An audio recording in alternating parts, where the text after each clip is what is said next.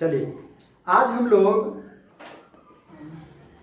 Width को हम लोग इंग्लिश में सर्कल बोलते हैं और गोला को इंग्लिश में हम लोग स्फीयर बोलते हैं। ठीक है, तो विड्थ और आपका गोला में क्या अंतर है उसको जानेंगे।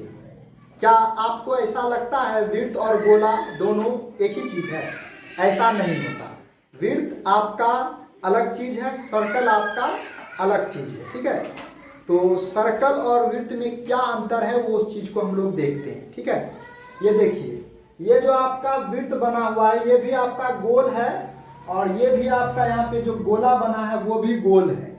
लेकिन यहाँ पर ये किस प्रकार का गोल है ये देखिए। ये जो विड्थ कैसे बनता है, जैसे हम लोग क्या जानते हैं, पंखा चलती है ना, तो पंखा के चलने से आपका एक रचना बनता है। ठीक है, वो जो रचना बना है उसी को हम लोग सर्कल बोलते हैं, यानी कि विड्थ बोलते हैं। या हम लोग ऐसा कह दें कि हम लोग रस्सी 1 मीटर वाला रस्सी ले लें और उस रस्सी के एक छोर पर हम छोटा सा कोई गुल्ली या कोई पत्थर बांध दें और पत्थर को हम लोग ऐसे घुमाएं, तो घुमाने से जिस प्रकार का संरचना या रचना बनती है उस संरचना को हम लोग क्या कहते हैं, सर्कल कहते हैं, विड्थ कहते हैं। और इसका दैनिक जीवन में हमको कैसा आकृति देखने को मिलता है, तो इसी टाइप का, जिसमें चूड़ी आ जाता है, रोटी आ जाता है, चकला आ जाता है, आपका पहिया आ जाता है, जस्ट लाइक गोल गोल है ना, जो आपका घूमता है। ठीक है, इसमें आपका कोई स्पेस नहीं होता है, इसमें हम लोग किसी वस्तु को रख नहीं सकते हैं।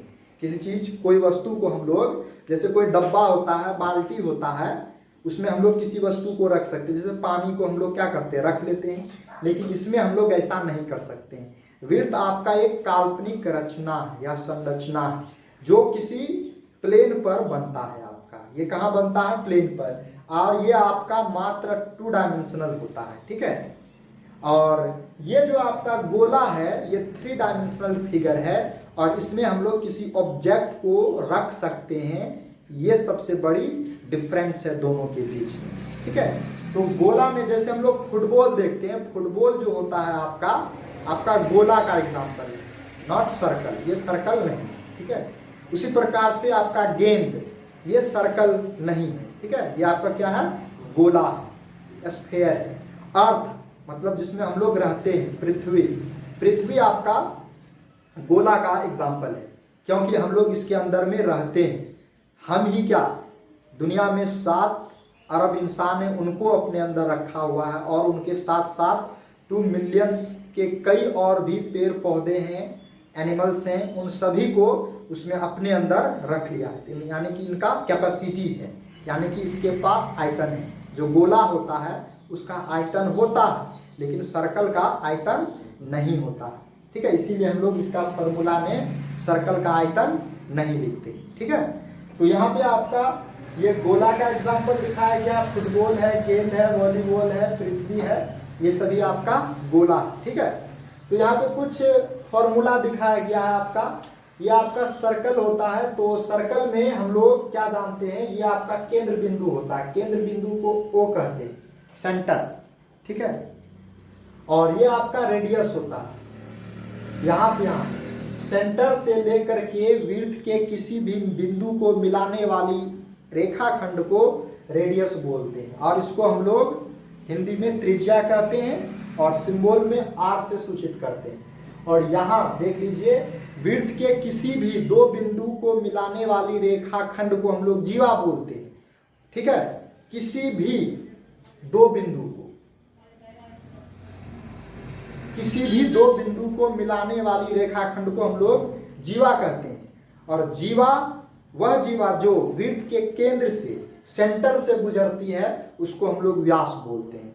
ठीक है, ये देख लीजिए, ये सेंटर से गुजरा है ये वाला, तो ये आपका व्यास है और व्यास को हम लोग डी से सूचित करते हैं, जिसको इंग्लिश में डायमीटर कहा जाता है।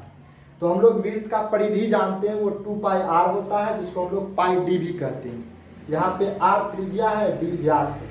क्षेत्रफल जो होता है सर्कल का आपका πr² होता है, जिसको हम लोग πd²/4 लिख सकते हैं। अब ऐसा कैसे लिखते हैं ये देखिए, ये जो हम लोग पढ़े, ये देखिए, यहां से यहां तक क्या है, आपका r है, तो आप ये बताइए, ये भी तो r होगा ना, तो हम लोग क्या जानते हैं, इस बिंदु से इस बिंदु की बीच की दूरी को हम लोग डी कहते हैं। क्या कहते हैं? डी। तो यह आपका डी हो गया। तो डी किसके बराबर है? आर प्लस आर के बराबर। यहाँ आर, यहाँ आर, ये 2r के बराबर हो जाएगा, यानी कि डी जो है वो आपका 2r के बराबर होगा, यानी कि r जो है वो d/2 हो जाएगा, यानी कि r जो है d का आधा हो जाएगा और d जो है r का 2 गुना हो जाएगा। तो हम लोग यहाँ पर क्या किए हैं, आप गौर से देखिए, जैसे यहाँ पे इस 2πr को हम लोग ऐसा लिखेंगे, 2πr बराबर पाई, और इसको हम लोग लिखेंगे 2r। तो पाई का तो पाई हो जाएगा, 2r जो है आपका क्या हो जाएगा, d हो जाएगा। तो इसलिए हम लोग लिख देते हैं 2πr बराबर पाई d। कोई दिक्कत? अब देखिए उसी प्रकार से पाई आर स्क्वायर हम लोग तो जान रहे हैं, ये पाई आर स्क्वायर क्या है, तो एरिया है सर्कल का, ठीक। तो अब देखिए ये पाई है, आर जो है आपका किसके इक्वल है, d/2 के, d/2। अब ये इसका स्क्वायर है तो हम लोग क्या कर दिए, स्क्वायर कर दिए हैं। तो इसको सिंप्लीफाई करेंगे तो पाई डी स्क्वायर हो जाएगा, 2 का स्क्वायर 4 हो जाएगा। ये आपका फॉर्मूला इस तरीके से हम लोग बना लेते हैं, ठीक है। और उसी प्रकार से अर्ध परिमिति, ये जो है आपका परिधि है। परिधि किसको बोला गया, एक टोटल जिसको हम लोग रस्सी से घेरेंगे, है ना, चारों ओर, वो परिधि हो गया। तो परिधि को हम लोग परिमिति भी बोलते हैं। क्या बोलते हैं? परिमिति। तो परिमिति यहाँ पे बोला गया अर्ध परिमिति। अर्ध परिमिति का मतलब हो गया वृत्त का अर्ध परिमिति कितना होगा। तो हम लोग ऐसा कह सकते हैं कि इसका आधा होगा, लेकिन ऐसा गलत होगा। जैसे देखिए ये आपका आधा वृत्त है, तो इसको घेरने के लिए रस्सी जो लगाएंगे तो यहाँ से यहाँ तक ऐसे करके घेरेंगे, आपको लगता नहीं इधर से कोई व्यक्ति घुस जाएगा। इसको पूरा बंद करने के लिए हमको यहाँ से यहाँ भी घेरना होगा। तो देखिए अर्ध, ये तो आपका आधा परिधि हो जाएगा कितना, जैसे परिधि आपका 2πr है तो परिधि हो जाएगा आधा वाला πr हो जाएगा, ये अर्ध परिधि हो गया, ठीक है। इतना भी यहाँ से यहाँ के लिए। अब देखिए यहाँ पे आपका सेंटर होता है, ये r होता है, ये r होता है। तो अब आगे को घेरने के लिए क्या चाहिए आपको, 2r तो देन लगाना होगा रस्सी। तो अब इसी से हम लोग फार्मूला बना लेते, वही चीज है πr प्लस 2r। तो r कॉमन ले लिए तो पाई प्लस 2 आपका ये फार्मूला बन गया। तो इस तरीके से हम लोग वृत्त का अर्ध परिधि या अर्ध परिमिति निकाल सकते हैं। सिमिलरली आपका यहाँ पर भी फॉर्मूला बना हुआ, ये आपका क्षेत्रफल है किसका, तो ये गोला है। ये क्या चीज है, गोला। तो गोला का जो क्षेत्रफल होता है आपका 4πr² होता है, गोला का पार्श्व, यानी कि उसको हम लोग जैसे कोई फुटबॉल ले लिए, उसको चारों ओर घेरने के लिए जितना कपड़ा लगेगा वही चीज है 4πr²। चारों ओर घेरने के लिए जो कपड़ा लगाएंगे या जितना कर सकते हैं, जितना में हम लोग पेंट कर सकते हैं वही है 4πr²।